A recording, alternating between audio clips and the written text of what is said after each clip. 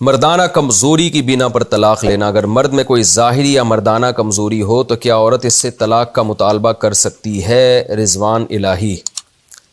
دیکھیں، مرد میں کوئی بھی عیب ہو، چاہے مردانہ کمزوری ہو یا کوئی بھی عیب ہو، کوئی بھی ایسا عیب جس کی وجہ سے عورت کو شوہر سے نفرت ہو رہی ہو اور واقعی ہو رہی ہو، تو پھر عورت کے لیے طلاق کا مطالبہ جائز ہے، مطالبے میں حرج نہیں ہے۔ ہاں، اس کی بیس درست ہو۔ بیس کا مطلب یہ کہ جیسے بخاری کی حدیث ہے کہ حضرت جمیلہ بنت ثابت رضی اللہ عنہا بہت خوبصورت تھی، ان کی شادی ہو گئی، ان کے شوہر شکل کے بالکل بھی ان کے لحاظ سے بالکل بھی اچھے نہیں تھے، تو انہوں نے دیکھا نہیں تھا، شادی کے بعد بہت زیادہ پریشان ہوئی، نبی کی خدمت میں آ کے عرض کیا کہ میں نہیں رہ سکتی ان کے ساتھ، مجھے اپنے شوہر سے بالکل محبت نہیں ہے۔ تو آپ صلی اللہ علیہ وسلم نے ان کے شوہر کو مشورہ دیا کہ ان کو طلاق دے دو۔ تو اس سے پتہ چلتا ہے اگر واقعی شوہر میں کوئی بھی عیب ہے جس کی وجہ سے عورت کو اس سے نفرت ہو رہی ہے، اور واقعی عیب ہے، عیب میں یہ بات بھی داخل ہے کوئی جسمانی عیب ہو یا کوئی سیکچول کوئی ویک ہے، کوئی کمزور ہے، عورت کی ڈیزائرز پوری نہیں کر رہا، تو یہ بھی عیب میں داخل ہے، تو طلاق کا عورت کو مطالبے کا حق ہے، لیکن صرف مطالبے کی حد تک حق ہے، اتنا نہیں ہے کہ عورت شوہر اگر طلاق نہ دے تو خود سے وہ اپنے اوپر طلاق واقع کر لے یا کورٹ سے جا کے طلاق لے لے، یہ نہیں ہے۔ تو شوہر اگر دے دے تو ٹھیک ہے، نہیں دے تو پھر اسی کے ساتھ نباہ کرے، پھر اسی سے محبت کرنے کی کوشش کرے۔ تو حضرت ثابت انصاری رضی اللہ تعالی عنہ نے دے دی تھی تو حضرت جمیلہ کو طلاق ہو گئی، نہ دیتے تو نہیں ہوتی۔ تو مطالبہ کوئی معقول بیس پر کیا جا سکتا ہے، پھر شوہر کی مرضی چھوڑ دیتا ہے تو ٹھیک ہے، نہیں چھوڑ دیتا تو پھر عورت اسی کے ساتھ نباہ کرے۔ کورٹ سے طلاق کا حق اس وقت ہوگا جب کوئی بہت ہی معقول ریزن ہوگی، تو اس کی وہ ریزن کیا ہے وہ کئی بار میں بیان کر چکا ہوں۔ اس کے بغیر صرف جو چھوٹی چھوٹی باتوں پر آج کل طلاقوں کا مطالبہ کیا جا رہا ہے وہ ٹھیک نہیں ہے۔ باقی کمزوری ایک الگ چیز ہے، اگر کوئی مرد بالکل ہی نامرد ہے، یعنی وہ شادی سے لے کے اب تک 1 سال گزر گیا، 6 مہینے گزر گئے، ایک بار بھی ہم بستری کر ہی نہیں سکا ہے، تو پھر عورت کو طلاق کا حق ہے کہ کورٹ سے وہ طلاق لے بھی سکتی ہے، اور لینی چاہیے کہ نہیں چاہیے تو اس میں پھر شریعت کا کہ ترغیبی حکم یہی ہے کہ لے لینی چاہیے۔ اس کی وجہ یہ ہے کہ نکاح کا جو بنیادی مقصد ہے اسلام نے جو بیان کیا وہ اولاد ہے، توالد و تناسل۔ تو نبی صلی اللہ علیہ وسلم نے صحابی کو ایسی عورت سے بھی منع کیا، نکاح سے منع کیا جن کی اولاد نہیں ہو سکتی تھی، تو یہی حکم عورت کے لیے بھی ہے کہ جس مرد کی اولاد نہ ہو سکتی ہو تو بہتر یہی ہے کہ اس سے طلاق لے لی جائے، لیکن یہ کوئی واجب حکم نہیں ہے۔ اگر عورت کو اپنے شوہر سے محبت ہے اور نہیں لینا چاہتی طلاق تو بھی رہ سکتی ہے وہ، اور لیکن اگر مردانہ لحاظ سے شوہر میں بالکل بھی قوت نہیں ہے، وہ کر ہی نہیں سکتا، تو پھر مستحب بھی ہے کہ وہ طلاق لے لے، بہتر یہی ہے کہ وہ طلاق لے۔ وجہ اس کی یہ ہے کہ عورت کو پھر بعد میں فتنوں میں پڑنے کا اندیشہ ہے، یہ ممکن ہے کہ کل اس کی ڈیزائرز بڑھتی چلی جائیں اور وہ غیر مردوں سے ناجائز تعلقات قائم کرنا شروع کر دے، بلکہ مرد ہی کو چاہیے کہ ایسے صورت میں خود سے اس عورت کو چھوڑ دے تاکہ اس کی زندگی تباہ نہ ہو۔ ایسے واقعات ہمارے سامنے آئے ہیں کہ مرد بالکل نامرد تھا، عورت نے اس کے ساتھ وفا کی اور اپنی جوانی پوری برباد کر دی اس نے، لیکن اس کی وفا کا اس کو اچھا صلہ نہیں ملا، تو چند سالوں کے بعد مرد کو اپنی بیوی کے بارے میں شکوک و شبہات پیدا ہونا شروع ہو گئے کہ تو یہ شیطان کو بہت سارے موقع ملتے ہیں۔ تو اگر بالکل ہی کوئی نامرد ہے اور علاج بھی نہیں ہو سکتا تو پھر ایسی صورت میں بہتر یہی ہے کہ اس سے علیحدگی کا مطالبہ کیا جائے۔ اہل حدیث حضرات آپ کے بیان سے غلط فائدہ اٹھا کر یہ کہہ رہے ہیں کہ مفتی صاحب اہل حدیث ہو رہے ہیں چند وجوہات کی وجہ سے۔ اصل میں مسئلہ یہ ہے، ہمارے ہاں اگر کوئی بھی ایسی بات کرتا ہے جس میں کسی دوسرے مسلک کی تائید ہو رہی ہوتی ہے تو لوگ پھر یہ سمجھتے ہیں کہ شاید یہ اپنے فقہ کو غلط قرار دے رہے ہیں یا اپنے مسلک کو غلط قرار دے رہے ہیں۔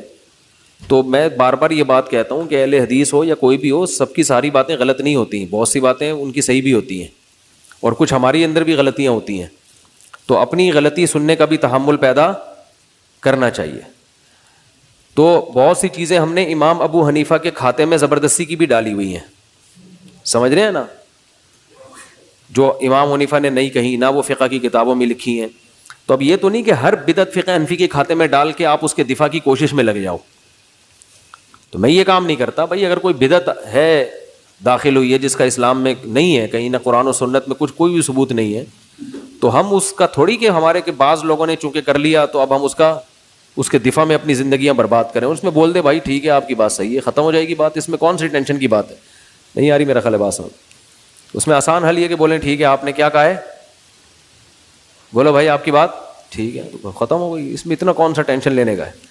ہمارے شیخ حضرت مفتی رشید احمد صاحب تھے, ان کو اصل فتاوی میں ایک مسئلہ لکھا ہوا تھا, مسئلہ بھی بڑی اہم نوعیت کا تھا, تو میں درجہ خامسہ میں پڑھتا تھا. میں نے حضرت کو لکھ کے دیا, دلائل لکھے, میں نے کہا یہ تو اس پہ تو اختلاف, یعنی یہ مسئلہ تو صحیح معلوم نہیں ہوتا.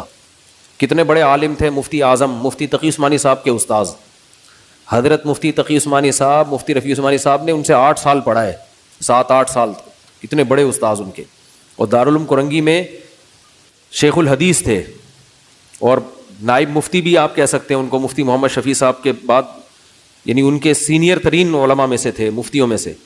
کتنے بڑے عالم کو ایک 5ویں جماعت کا بچہ کہہ رہا ہے کہ آپ نے یہ مسئلہ کتاب میں باقاعدہ لکھ دیا تھا انہوں نے, اور چھپ چکی تھی کتاب. میں نے کہا یہ مسئلہ ایسے لکھا ہوا ہے تو یہ تو دلائل تو اس کے خلاف ہے, وہ میں نے دلائل لکھ کے دے دیے. تو حضرت نے ایک دفعہ وہ دلائل پڑھے, انہوں نے فرمایا بالکل صحیح لکھا ہوا ہے آپ نے, تو اگلے ایڈیشن سے احسن الفتاوی سے وہ کتاب سے وہ مسئلہ نکال دو, اس کو چینج کر دو. سمجھ رہے ہیں, بہت مشکل ہے سمجھانا.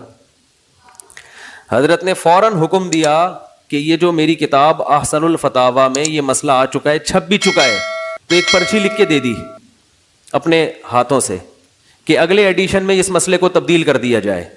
یعنی میرے بارے میں کہا جیسے انہوں نے کہا ہے جو لکھ کے دیا اس کے مطابق اس کو کر دیا جائے. کتنا آسان ہو گیا نا. اچھا کمال کی بات ہے کہ اگلا ایڈیشن چھپنے سے پہلے حضرت کا انتقال ہو گیا تھا, تو میرے پاس وہ تحریر حضرت کی لکھی ہوئی موجود تھی. پھر میں نے بڑوں کے سامنے پیش کی, میں نے کہا یہ حضرت کا ایک ثبوت ہے میرے پاس ان کی رائٹنگ میں کہ انہوں نے کہا اس مسئلے کو چینج کرنا ہے. تو بعد والوں نے پھر الحمدللہ وہ بولتے کیوں نہیں چینج کر دی. تو کتنا آسان ہے نا. تو ہمیں بھی اپنے اندر لچک پیدا کرنی چاہیے. بھائی سامنے والا صحیح بات کہہ رہا ہے تو ٹھیک ہے مان لو, اس میں کیا مناظرے اور کیا خام خواہ کے کھینچا تانی کر کے آڑا ترچھا ٹیڑھا میڑا, پھر اکابر کا مسئلہ بنا لینا, پھر علماء دیوبند کا مسئلہ بنا لینا, پھر نعرہ تکبیر, اور پھر یہ جو ہمارے یہاں حساب کتاب چل رہا ہے. تو لچک پیدا کرو میرے بھائی اپنے اندر, اگر غلطی ہے تو ہے, اس میں کیا ہو گیا. نہیں آ رہی بات میرا خیال ہے. تو اس میں کوئی اتنی بڑی ٹینشن لینے کا نہیں ہے. مسئلہ سب یہ ہوتا ہے جب آپ تھوپتے ہو نا اپنی رائے دوسرے کے اوپر, پھڈے پھر کھڑے ہوتے ہیں. تھوپنے کی اجازت نہیں ہے. مثال کے طور پر میں حضرت کو لکھ کے دے دیتا کہ یہ مسئلہ ایسا نہیں ایسا ہے. حضرت فرما دیتے کہ آپ بچے ہیں, آپ کو دلائل نہیں سمجھ میں آئے, اس کا جواب ہے, ان دلائل جو آپ نے لکھے ہیں نا اس کا جواب میرے پاس موجود ہے, کسی اور وقت میں بتا دوں گا یا لکھ دوں گا. تو بس بات ختم ہو جاتی. اب میں پھر جا کے پھر پرچی پکڑاتا, پھر میں حضرت کے خلاف کلپ بناتا, دیکھو میں نے تو یہ کہا تھا پھر بھی رجوع نہیں کیا, یہ تو ہے ہی ایسے. اس سے کیا پیدا ہوتا ہے, فساد, اختلاف, پھڈے. بھائی اپنی رائے دلائل کے ساتھ بیان کر دو, اگلا مان لے ٹھیک ہے, نہیں مانے تو بھی کیا ہے ٹھیک ہے. تو اگلے کو بھی چاہیے کہ مان لے اگر دلائل ہے. تو اس لیے رجوع کرنے میں کوئی انسان کو تکلیف نہیں ہونی چاہیے, اور رجوع کرنا اس کی علامت نہیں ہوتی کہ آپ جاہل ہیں. بڑے سے بڑے علماء سے بھی بیان کرنے میں غلطی ہو سکتی ہے, بڑے سے بڑے علماء.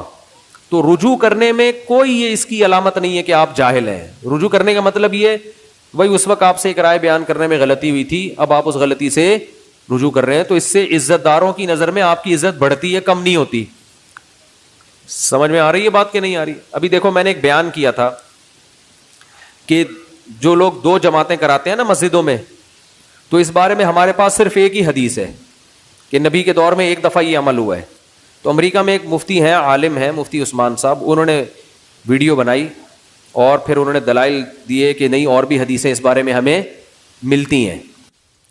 تو پورے ایک انہوں نے ریکارڈنگ کر کے یوٹیوب پہ ڈال دی. وہ بھی اچھے عالم ہیں, ان کا مقصد بھی کوئی توہین نہیں تھا. انہوں نے کہا ہم 1 سال سے آپ سے رابطے کی کوشش میں تھے, آپ سے رابطہ نہیں ہو رہا تھا, رابطہ ہوتا تو ہم ویڈیو نہ بناتے. یہ تو طریقہ ہی نہیں ہوتا نا کہ کسی نے کوئی بات کی ہے تو آپ پہلے اس سے رابطہ کر لو بھائی, تاکہ ہو سکتا ہے وہ خود ہی رجوع کر لے. لیکن انہوں نے کہا ہم نے بہت کوشش کی, نہیں ہوا, تو ہم نے ایک ویڈیو پھر یوٹیوب پہ اپلوڈ کر دی. تو 1 سال بعد ان کا مجھ سے رابطہ ہوا, تو وہ ان کے دلائل میں نے دیکھے, میں نے کہا واقعی مجھ سے غلطی ہوئی ہے, دور نبوی میں اس کے اور بھی واقعات ہمیں ملتے ہیں. باقی مسئلہ کیا ہے وہ پھر میں نے کسی اور موقع پہ بیان کروں گا, دوسری جماعت کی شرعی حیثیت کیا ہے. تو میں نے فوراً کلپ ریکارڈ کروا دیا. میں نے کہا بھائی وہ جو میں نے بیان میں کہا تھا صرف ایک حدیث ملتی ہے, تو بعض علماء نے بتایا کہ اس بارے میں اور بھی حدیثیں موجود ہیں. ختم ہو گئی بات. اب آپ کہو نہیں, یا میرے شاگرد بولے نہیں جو ہمارے استاذ نے جو بات بول دی وہ پتھر پہ لکیر ہے, تو اس سے پھڈے بازی کے علاوہ کچھ بھی حاصل نہیں ہوتا. سمجھتے ہو کہ نہیں سمجھتے ہو؟